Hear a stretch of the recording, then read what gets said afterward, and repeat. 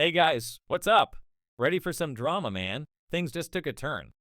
Nobody expected what was supposed to be a regular court day for Diddy allegedly ended in chaos when claims surfaced that his attorney exposed something shocking. Oh, an alleged HIV report with Diddy's name on it. I mean, he actually caught HIV, like having like a lot of women.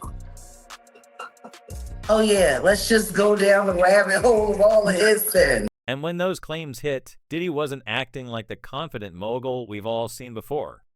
Reports say he was breaking down, saying they dragged me. They set me up. People close to the case even said he looked like he was on the verge of tears. Jaguar Wright speculates. This is just because he realizes the truth is coming out about him. He doesn't, everything he does with everyone else, it's for money, but he's just with you. He's with you, right? And there's no money exchange, so that makes us special. Not at all. Not at all. Hold on, Jack. Doesn't it make sense though? No, it really doesn't make sense, especially when you see your so-called straight boyfriend now doing gay parties and saying that's only for money. Wow. And letting men go down on him for extra, but it's only for money. Allegedly, Okay? his attorney told the world basically like, yes, Diddy is a swinger. He can't just go out into a swinging party. He may have to hire people to come into his world to do those swingish things. A swingers party with as many different people as he had at those parties. And understand this, these sessions that he's talking about swinging, there were multiple men. It wasn't just one-on-one action. And I don't know why they're all lying about it. Like they're all lying through their caps. And anybody who doesn't want to see that, well, then that's just on them. Now let's start at the start. Diddy's been fighting off allegations for months, lawsuits, rumors, wild party stories, every time he brushed it off. But this, if true, it's different because when health reports get leaked, especially something as serious as HIV, it's not just gossip anymore. That's real life. The streets started buzzing immediately, but then things got even messier. Right as this court drama unfolded, an old birthday party video with Meek Mill allegedly leaked. And it wasn't the celebration people thought it was. Some say it looked more like an initiation into Diddy's twisted world. What's up, King Son? Man, you doing it, man. You deserve it, Daddy. You putting in that work. Proud of you. I love you. Yeah. Now, the backstory to this is that Diddy threw Meek a so-called birthday bash in Las Vegas at the Parisian Palace. $25,000 a night. Same weekend as Mayweather's big fight the guest list, pure a list, but the leaked details from that night are insane. Matching outfits, lingerie dancers, walking around like chess pieces. Even a naked woman laid out as a sushi platter, and when it was over, insiders say the mansion was trashed. Broken bottles, used condoms, blood-stained bedding, and substance scattered around. And then came viral audio allegedly recorded that night. Disclaimer, we can't play that audio because it's against YouTube policy, but don't worry, you can track it down online in seconds. So anyway, some say it caught Diddy and Mika in a compromising situation. The internet went wild. Meek immediately called the audio fake, said it was AI generated to destroy him. He even posted my voice is so powerful as a black man from the ghetto. They want it gone. I'm under control of no human. Strong words, but people weren't convinced. Speculation flew. Some claimed one of Diddy's own bodyguards secretly recorded the audio. Others pointed the finger at Meek's ex Nicki Minaj. Jaguar Wright even alleged Nicki paid someone to leak the tape. And later, Nicki herself joked on a podcast that Meek loves controversy and doesn't mind being dragged into drama. Coincidence maybe, but folks weren't buying it. Gene Deal even claimed that there were blood-stained sheets on the beds at the party. No, what happened was is that Diddy had rented a mansion out for Meek Mill's birthday party, and he had rented it for like $25,000. I remember we rented one of Cher's mansion out. You know what I'm saying? And that's the day he had fired his cook, but that's a whole nother story. You know what I'm saying? It was me, Wolf, Mace, Ock. Was Ock staying there? No, it was just me, Wolf, Mace, Puff, and there was one other person staying in the mansion. But anyway, long story short is that they came recently.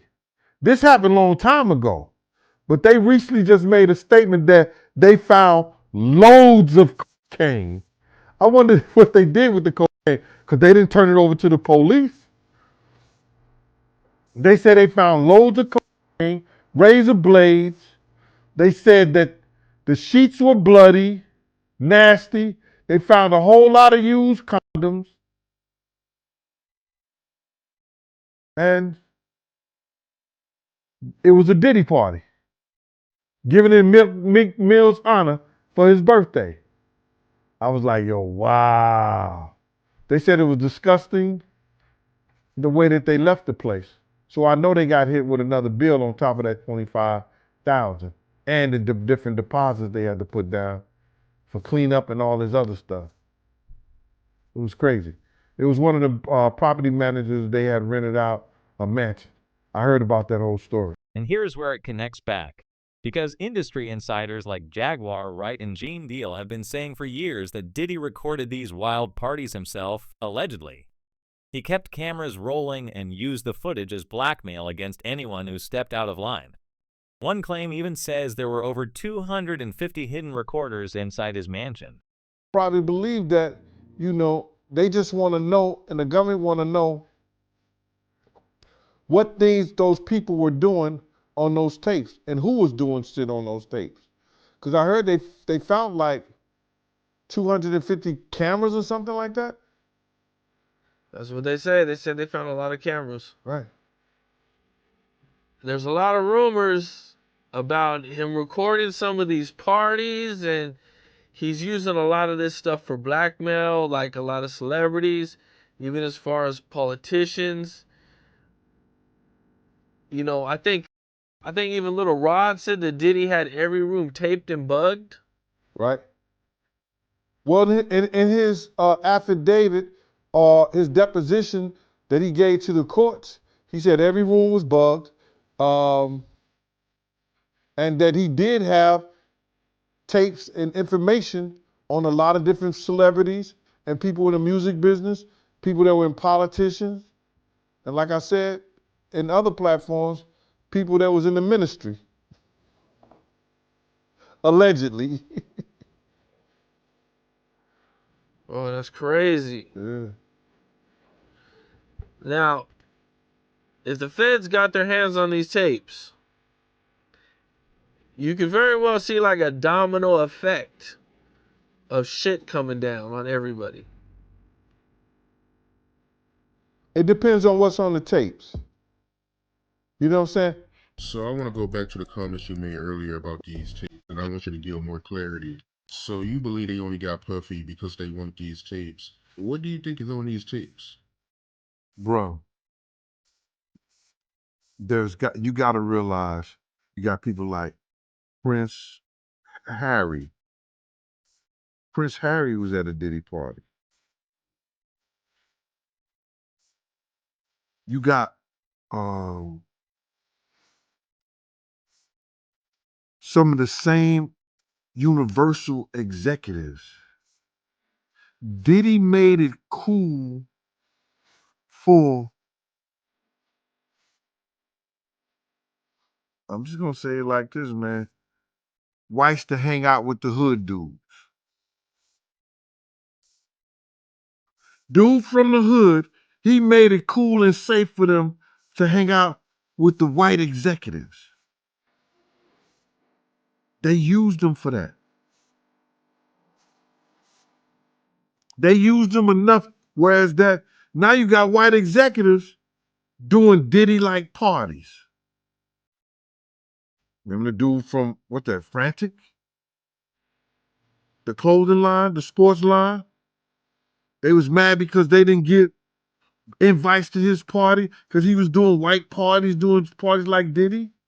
Now I ain't talking about the off party part of it, but I'm just saying he was doing those parties and everybody there was rappers, or I think Stephen A. Smith said something about he was upset that he didn't get no invite. So it was those parties that everybody wanted to be at. Y'all heard the same thing that I heard. When they raided his house, y'all saw the same thing I saw. They took computers, tapes. You think wasn't nothing on those tapes, y'all? You think they didn't log those tapes? Why did they, hold up. Yo, I just caught a jewel. They used the tape that Cassie sent them, that Cassie had. They used the tape that Cassie had that they showed to the jurors. Why do you think they didn't use the tape that they got from Diddy house? Because that would have them had to log that in. It would have been public record. And at one given time, when it's a public record out of this trial, you could go see it. You could go get those tapes, copies of those tapes, because it's public record. It would have been public record, bro. It's a dirty game out here, man. It's a real dirty game. They are protecting somebody. Why did Damian Wim, the first prosecutor, he trying to put it off on Trump? Oh, Mr. Trump is coming in office, so I'm gonna leave before he get here. Right after he did the Diddy, right after he did the Diddy raid, right after they got the tapes and everything, he retired. Great job. Probably got $1 million house and all that shit somewhere.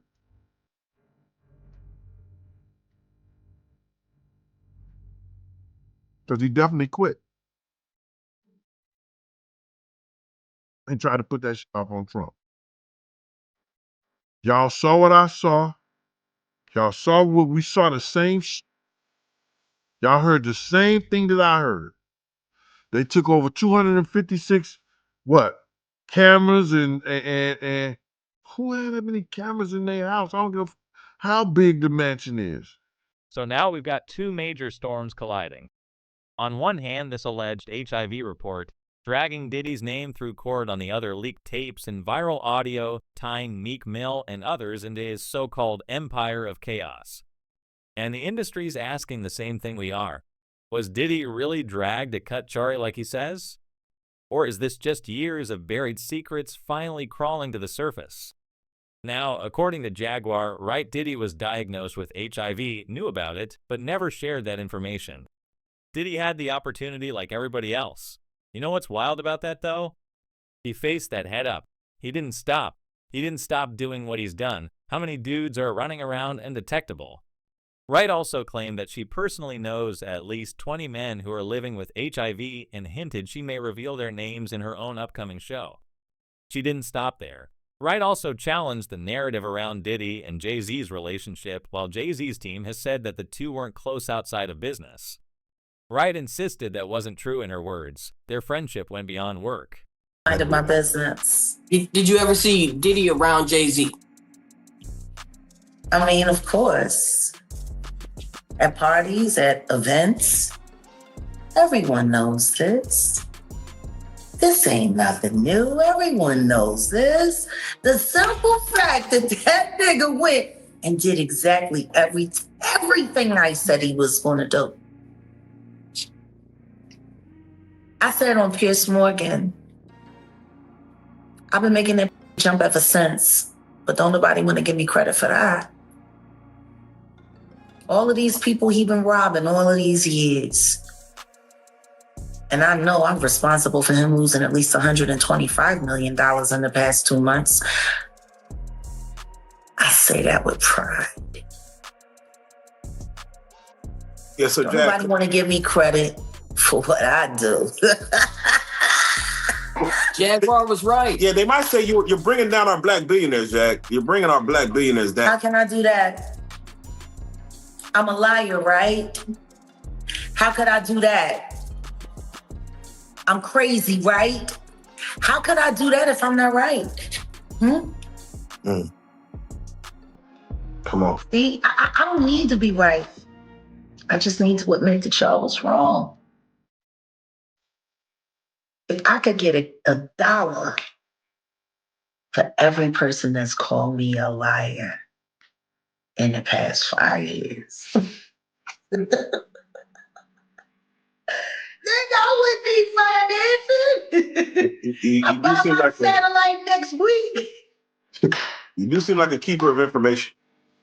Nobody's thinking about the fact that a compromised national network like the National Broadcasting Company allowed a bullying job happen to a 37-year-old traumatized autistic woman with no comfort there, with no one there to shield her, to give her peace. Anyone who knows autistic people, they crumble in social settings and they'll do anything and say anything just to get you to stop pressuring. NBC should be sanctioned for that. Right. What do you thought? And they should pay her.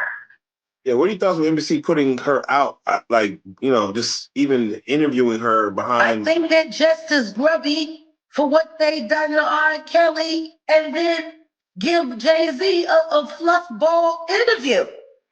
Mm. Where's Gail? Where's Gail? Why Gail ain't got no interview for the Carters? They're such good friends. Hey. Where's Gail? What, she trying to keep the brain away from Oprah before she passed out on a Ozempic again? I don't know. Where is it? The singer went further, calling out Diddy's overall impact on the music industry. She labeled him a harmful influence for 30 and argued that people like Clive Davis and Lucian Grange helped protect him, which allowed his power to grow. This oppressive system has harmed our culture and society for far too long. It's time to stop enabling people, like Diddy Wright said, urging the industry to change. Jaguar Wright told us that Diddy learned everything from Clive Davis. Jaguar Wright has explained how much of a monster Clive Davis is, and she constantly says that Diddy learned everything from him. Jaguar Wright claimed that Clive Davis had something to do with Whitney Houston's unaliving because she was getting ready to leave Clive Davis's record label because she realized she was missing a whole bunch of money. And a lot of people thought it was terrible when Clive Davis continued to party even though Whitney Houston had just died in the same hotel. And then to add that with even more mystery, it was super weird when Whitney Houston gave this note to Brandy the night before she passed away. And honestly, I want to know what that note says more than anything honestly in the world. And then after Whitney Houston passed away, Bobby Brown's sister started saying that Whitney's death was no accident and saying that Bobby Christina was not safe.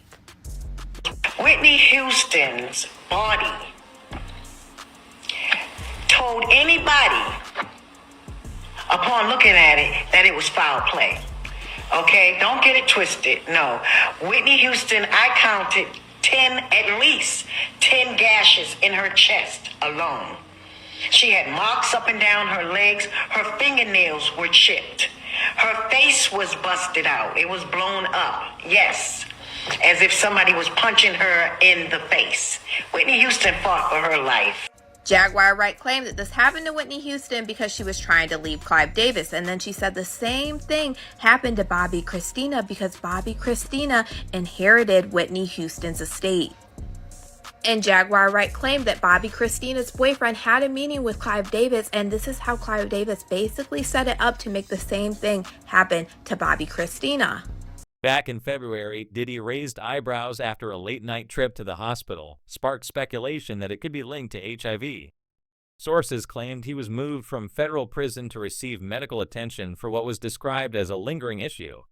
Reports said the 55-year-old was rushed from the Metropolitan Detention Center in New York to a Brooklyn hospital away from the spotlight to quietly address the problem. Officially, the issue was tied to his knee, an injury that goes back to his 2003 New York City marathon run. According to the New York Post, Diddy received non-invasive testing and an MRI. The Bureau of Prisons declined to give details, releasing only a statement for privacy, safety, and security reasons. We do not comment on the conditions of confinement for anyone in our custody, to include medical status or medical trips. Insiders suggested the nighttime hospital visit was meant to minimize media attention and keep other inmates from finding out.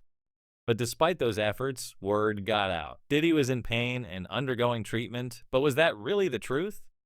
People think it was just a move to gain sympathy, much like how he was acting all soft and vulnerable in the courtroom.